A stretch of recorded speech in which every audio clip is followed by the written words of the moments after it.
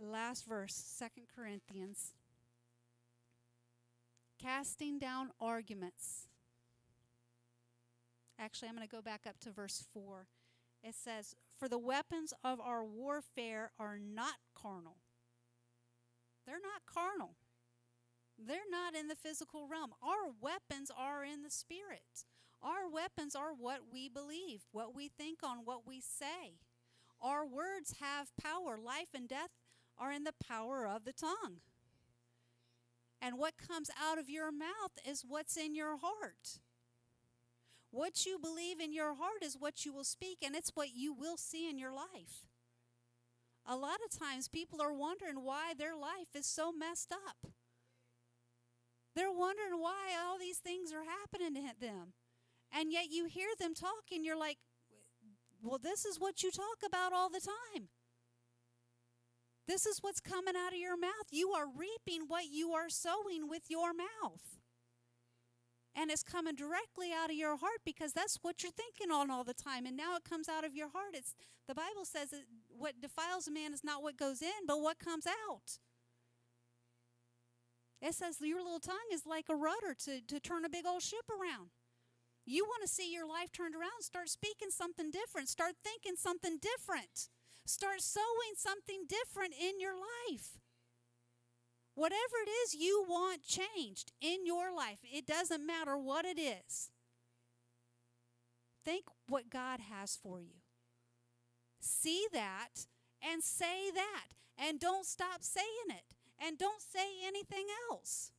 Keep saying it. Keep saying it until you believe it.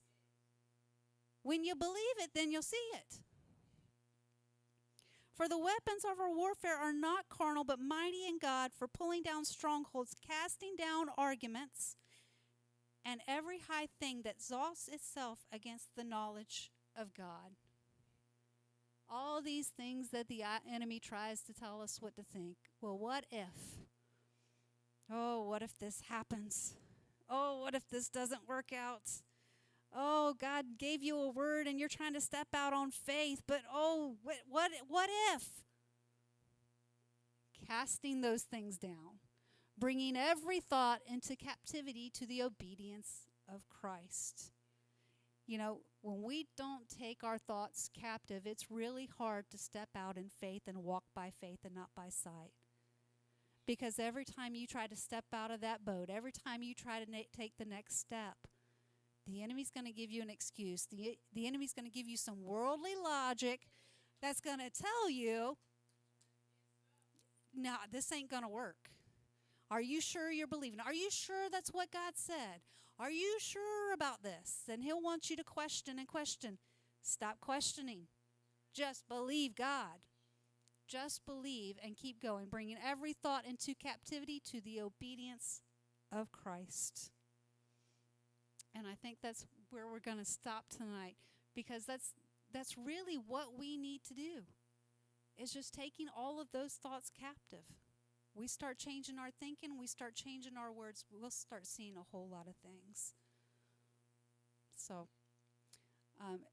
if anyone needs prayer tonight, you can come up to the front. I'll pray with you. I'll be glad to pray with anyone. And I'm going to ask Davey, since Davey came in, I'm going to ask him to go ahead and lead us in prayer to close us out.